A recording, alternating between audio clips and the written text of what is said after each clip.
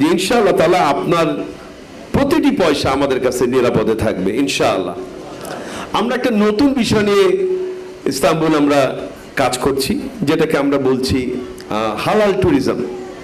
আসলে হালাল ট্যুরিজমটা কি, এটা আমাদেরকে একটু বুঝতে হবে। আমি একবার এয়ার ফ্রান্সে করে ইউরোপে যাচ্ছি, ফ্লাইটে ওঠার পর আমাকে প্রশ্ন করা হলো, ফুডের বিষয়টা যখন আসলো তখন জিজ্ঞেস করলা হলো যে নর্মাল ফুড না হালাল ফুড। তো ওদের কাছে নর্মাল ফুডটা মানে হলো আমরা যেটাকে হালাল মনে করি না ওইটাই নর্মাল ফুড। এজন্য আমাকে বলছে নর্মাল ফুড না হালাল ফুড।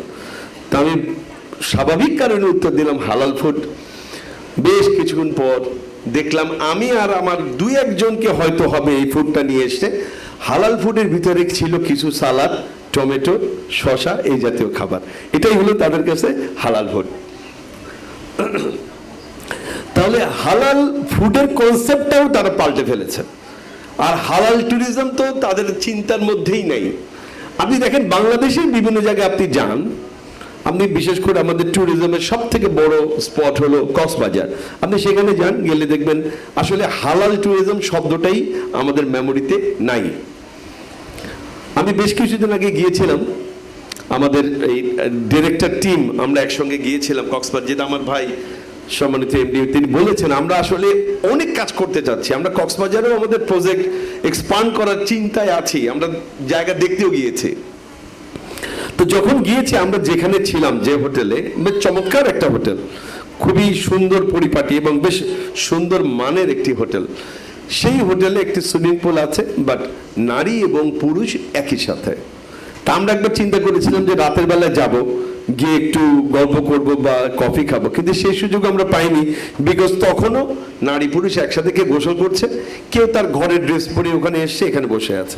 তাহলে হালাল ট্যুরিজমের যে ব্যাখ্যাটা, ওই ব্যাখ্যাটা ওখানে অনুপস্থিত। আর আমরা বলছি আমরা এখানে আমাদের হালাল ট্যুরিজমের ব্যবস্থা করব ইনশাআল্লাহ। এখানে সুইমিং পুল তো অবশ্যই থাকবে, বাট পুরুষ এবং মহিলার আলাদা সুইমিং পুল থাকবে।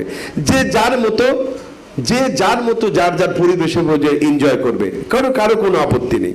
আমরা এখানে আন্তর্জাতিক মানের একটি আবাসিক ব্যবস্থা করব, থাকার ব্যবস্থা করব। এখন আন্তর্জাতিক মানের করতে গেলে অনেকে মনে করেন এটার মধ্যে বোধহয় একটা বার থাকতেই হবে।